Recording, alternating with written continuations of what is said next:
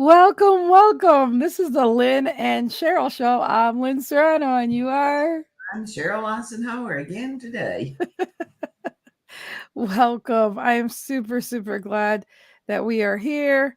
And another day where we woke up, so we've got to handle what we're doing and what we're dealing with in life.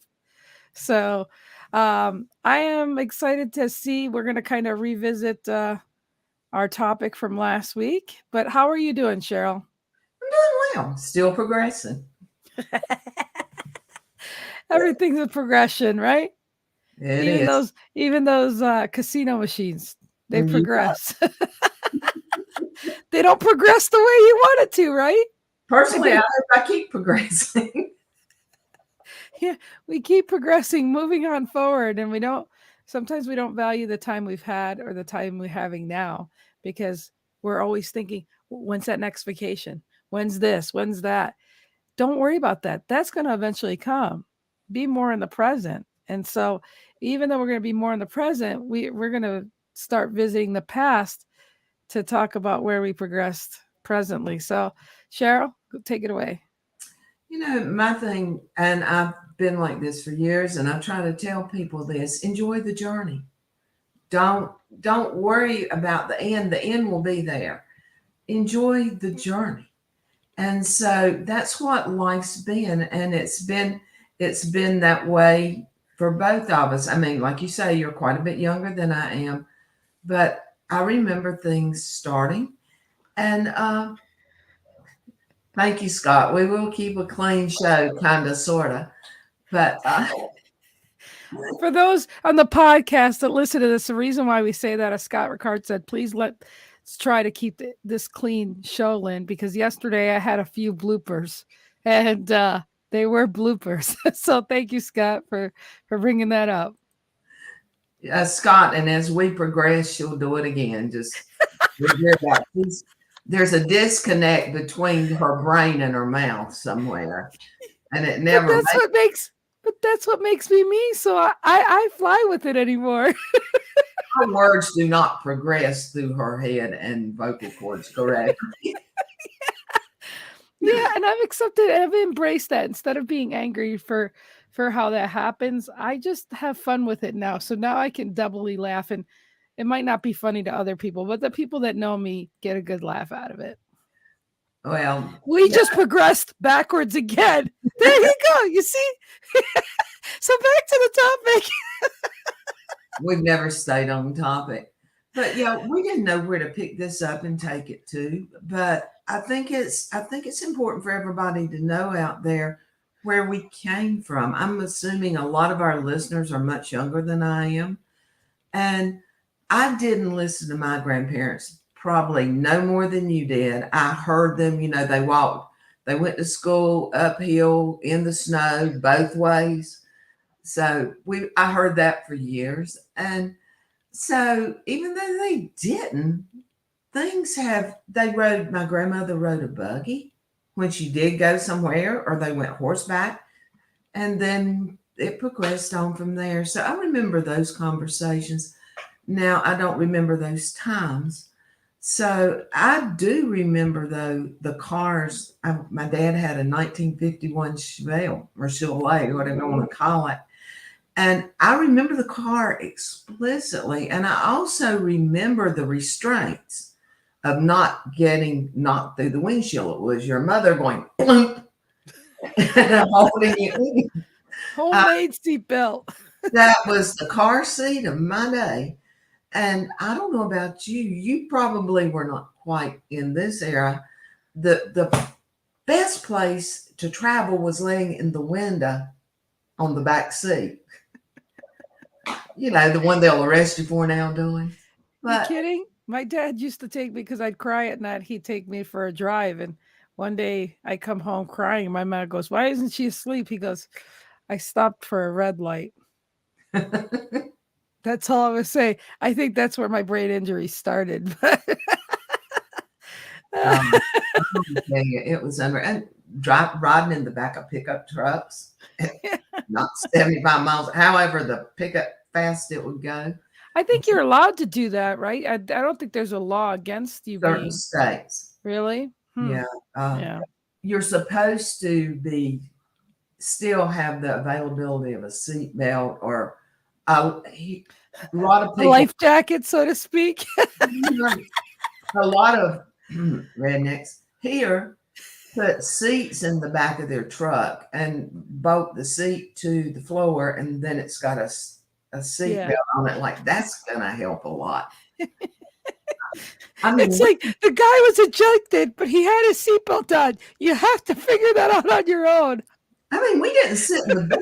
We sat up on the fender skirts or either up on the ledge and assumed that if we fell out, it would be okay. Probably why a lot of us didn't survive childhood. But that was the way we were when we were kids. And and, There was nothing out there. We didn't know what was and, dangerous. then people wonder why they ended up having crash dummies in car seats. I grew up on the farm, or I didn't grow up on a farm, but my grandparents had farms and things. And if something was bigger than you and had four legs, you rode it. I remember one time, I don't know if this place now, I actually got on a horse one time that wouldn't let me stay on. We tied him to the fence. I got on it, and then I tied my feet under him. Well, that didn't work a whole lot better than the other ways. But again, if it had 4 feet, you rode it. And But you live to tell. I made it through. But stupid things like that. Cows, dogs. I remember the neighbor had this and my neighbor was about 4 miles away, but had a big old dog. And we decided we could ride it, which we did. And he let us. But that's the era I Oh my came God. from. Could you see letting your grandkids do that now? I would have probably let my kids do it.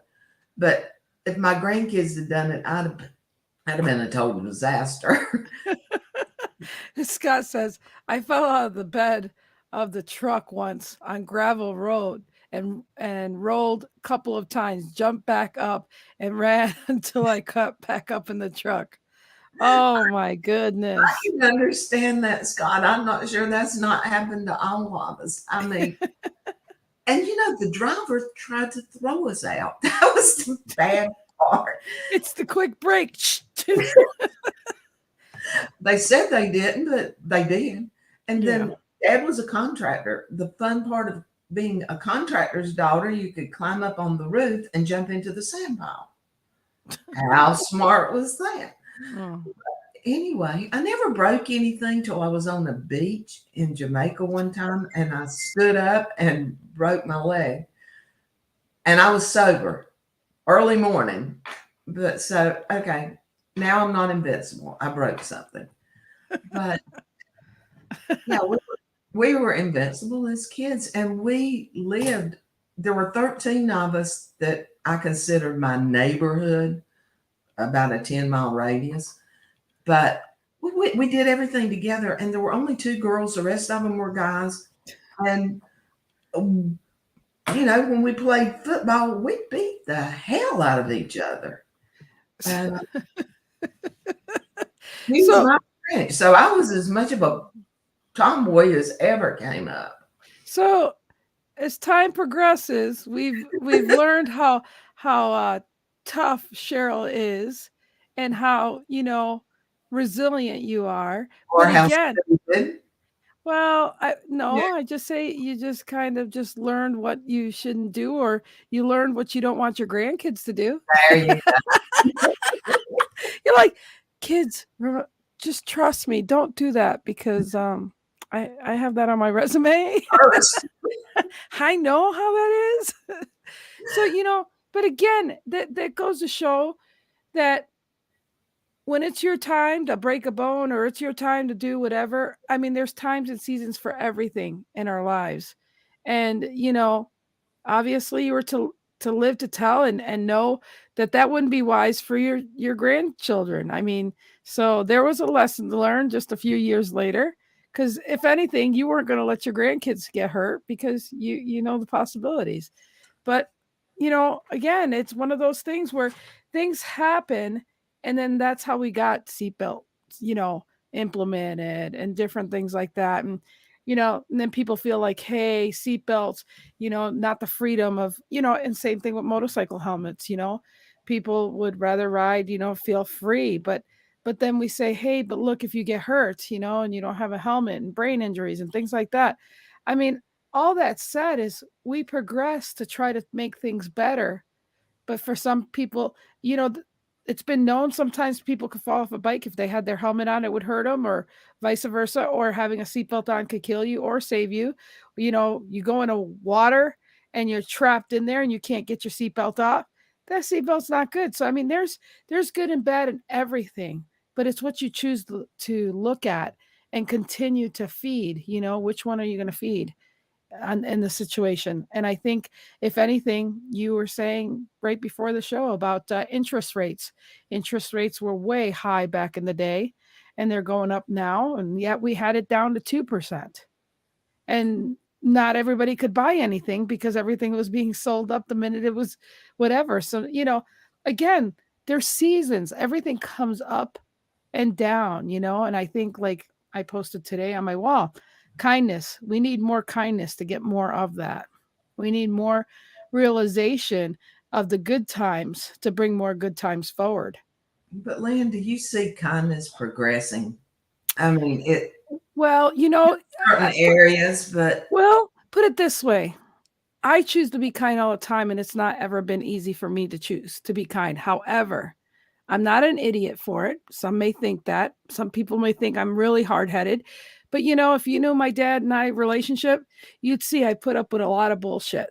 And there's still more bullshit to come before he leaves this earth. However, the point I'm saying is to be aware of it, and to know that you don't want to put up with that is two different things. But the people that are the most stubbornest people need to see that my dad, one of them, I mean, he'd been married 3 times. He obviously does not know how to be nothing but my dad. And all I'm saying is, at the end of the day, he's by himself, and he's got himself to ponder. He knows what he's done. It took him a long time to know, but the only one that stood by his side was me and his kids. So and, but you it's got hard lessons. Hard it's lessons. that's part of the world of progression, Lynn. I Yep. mean, you've had hard times with your kids But, too. right. Everyone has, but the thing that we've got to look at is we've got our so much of the stuff you can't control progresses the way that changes your life, and it makes different people of us. I mean, you come from a culture of a lot of the men were that strong. My dad was Mm-hmm. a very strong man. That's why I wouldn't marry a Latino guy even if he was a billionaire. I just wouldn't go there. I know. But Millionaire, maybe. but what I'm trying to say is that you realize, when you notice it's not good and it's not right, remove yourself from it, but Mhm. still be kind, still show them respect, because they're not going to show you respect back. And someday it'll just take that last uh the straw that broke the camel's back. It'll just take that last straw. But again, remove yourself from it, because you love yourself enough to not be abused, or not allow anybody that you know to be abused. So I'm still going to be kind I've been kind to in-laws that my husband would say, "Why are you nice to them? They hate you." Because at the end of the day, I can live that I was kind. I But can see, live with what I did.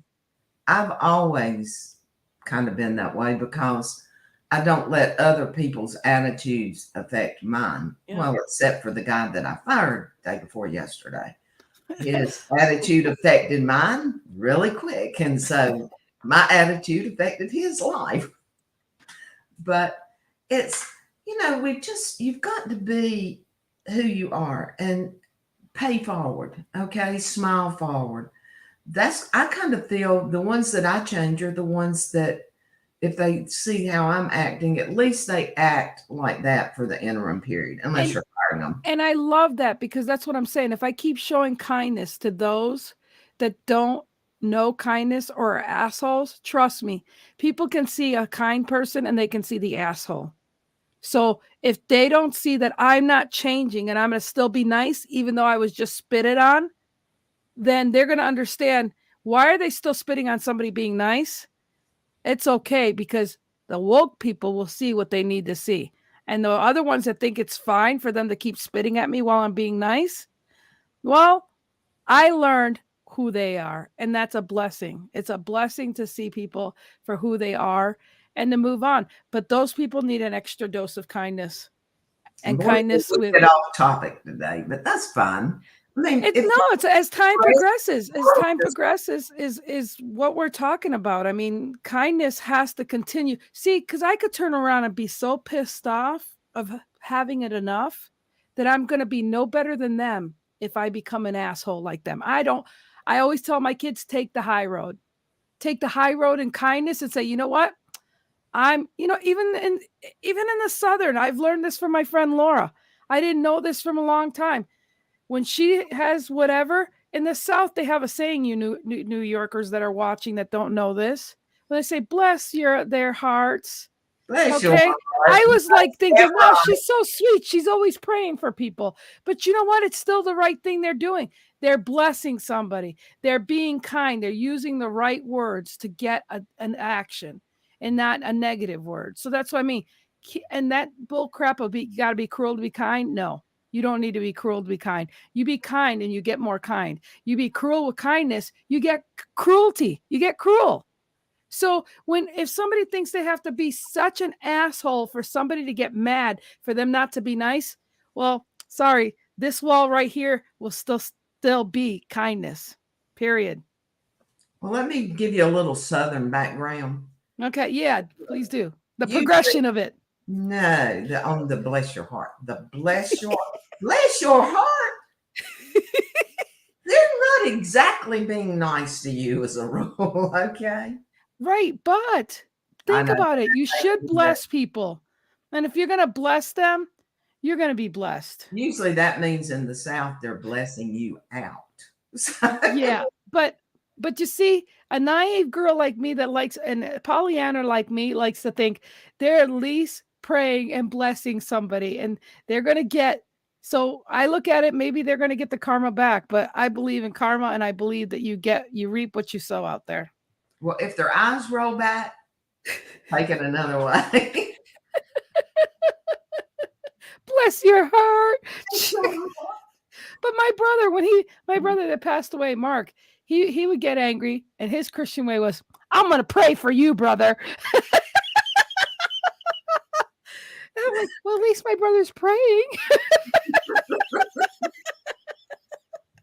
Oh, Oh, and can I can I stick in something here personal for absolutely. anybody listen? I know this is podcasted on for eternity, Yep. but um, through Zig Ziglar, I got to know Bob Boudin. His grandson, fell in a pool Mm. last week, and he's in intensive care. And I just wish for the progression of this child to wake up. Oh. And so that's what brought it up. That is why progression was kind of important to me, because you've got a 1 year old child that has got to do a lot of progression in the next couple of years, Oh. with survival. So I know that's personal, and I know this is probably not the place to do it, but I want to let people know that there are people out there that need your help, whether it's money, whether it's Prayer. prayers, whatever. Just be the kind of person that you would need if you were in a problem. I love that. I love that. That's a great place to close this, because that's what it comes down to. When I say we reap what we sow, if I keep being kind, someday it'll be returned when I need it the most. And if I don't need it the most of being people not being kind to me at that moment, that's okay, because I've handled it. And I preach the fact that still be kind is the best policy, because then you don't have to feel bad for being otherwise, for reacting the way they did. you're teaching people how to be kind back. You're teaching people how to say, okay, we can figure this out some other way. So again, you guys, we went way longer than we expected. We had great time here. You guys have a great day. And till next time, we'll see you. Thank you, Sheryl. As always, I love you. You're the best. Bye-bye. Okay, bye. Hold on. You're like a circle that floats around me, keeping me safe and sound. And when I fall